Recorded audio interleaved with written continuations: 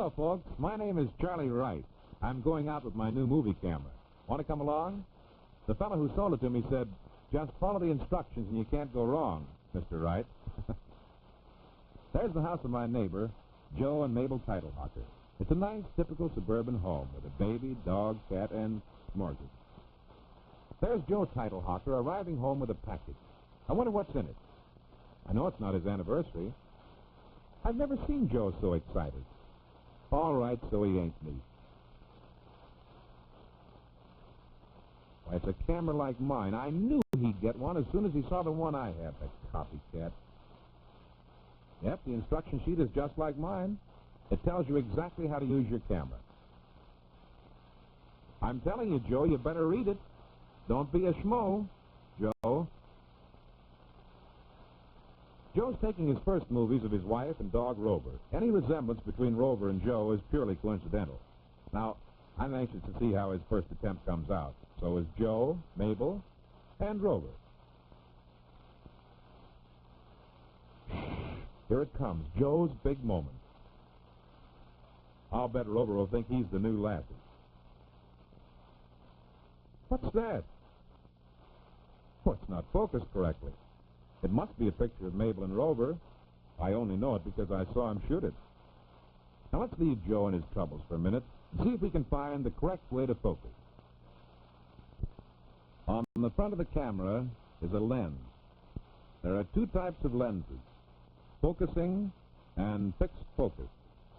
With the fixed focus lens, no adjustment is necessary as all objects are sharp, except those very near the camera.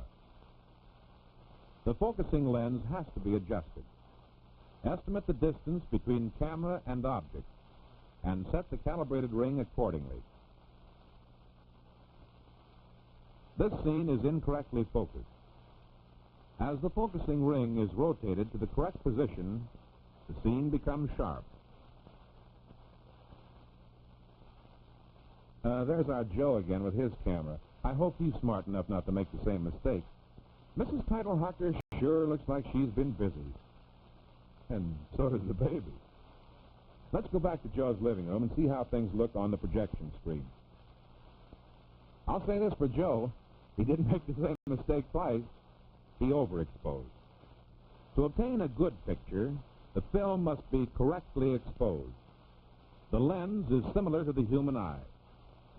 In the eye, there is an iris which expands and contracts to vary the amount of light reaching the retina. In the lens, there's a diaphragm, which also expands and contracts to vary the amount of light reaching the film. As the light increases, the diaphragm aperture must be made smaller. As the light decreases, the diaphragm aperture must be made larger.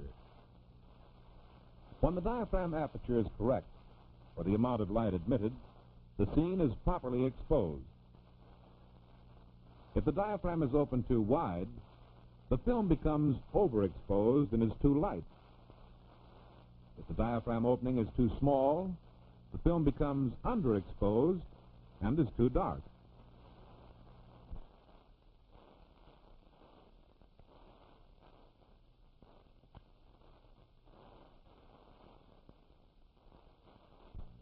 Another point for the cameraman to consider is the direction of the sunlight.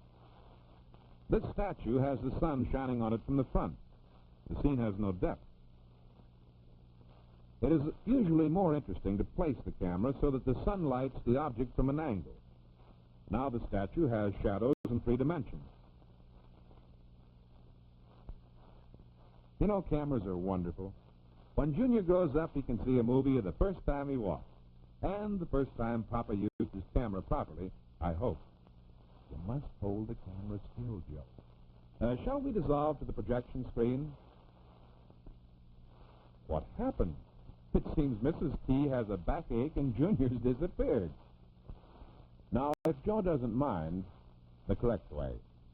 Compose the scene in the viewfinder carefully. Otherwise, you will lose part of the scene the way Joe likes to do. With the viewfinder, you select good angles. A common fault is to shoot from a straight-on position without considering perspective. The automobile and table appear uninteresting when photographed this way. The most pleasing way of seeing an object is from an angle. And when we see two or more sides, we get a feeling of depth. Now the table and automobile take on added interest. People also are more interesting when seen from the side or from above or from below. Well, there's just no stopping our hero. Now he's using a tripod. Ouch! Is there a doctor in the house? Come here, you... Sorry, censored. You can see who wears the brains in that family.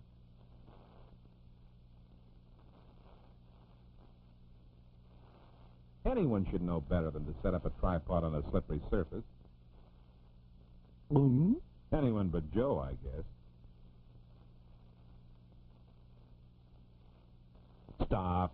You wouldn't kick a cameraman when he's down, would you? The correct way to set up a tripod is to adjust the legs to the proper height and place it on a non-slippery surface. You can see, obviously, that isn't Joe. The camera is screwed onto the tripod. The tripod then levels. The tripod should be set at the right tension. One hand grips the handle of the tripod, while the other firmly grips the base of the camera. This enables the camera to be rotated slowly and smoothly. This is called panning.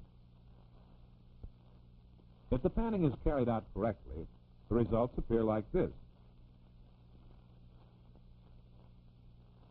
But if the pan is too fast, as in this scene,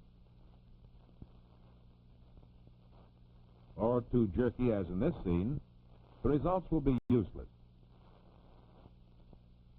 But if the pan is smooth, impressive effects can be obtained, including tilting the camera slowly upward.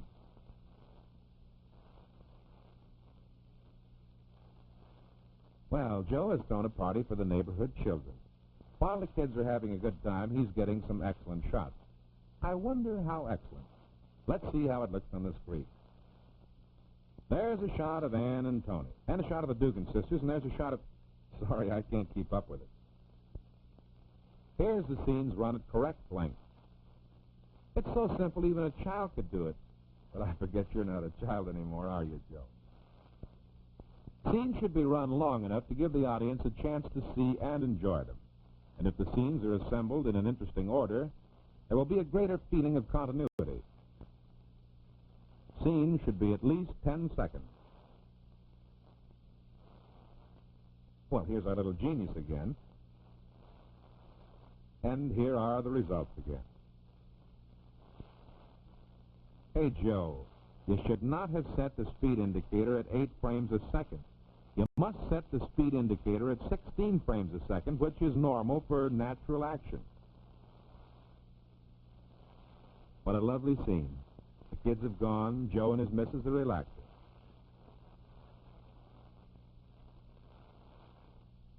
Why read that book, Joe? They didn't even have cameras in those days. Do you mind if I look over your shoulder? Joe, you really fooled me. Just follow instructions and you'll take some real fine pictures and fool everyone. So long, Joe. Goodbye, folks. See you all in the movies. Hey, look, I'm back. You surprised? Did you miss me? Well, before I say goodbye, let's summarize what we've learned. Remember, always focus the lens to the correct distance. Set the diaphragm for the right exposure. Compose the scene carefully in the viewfinder.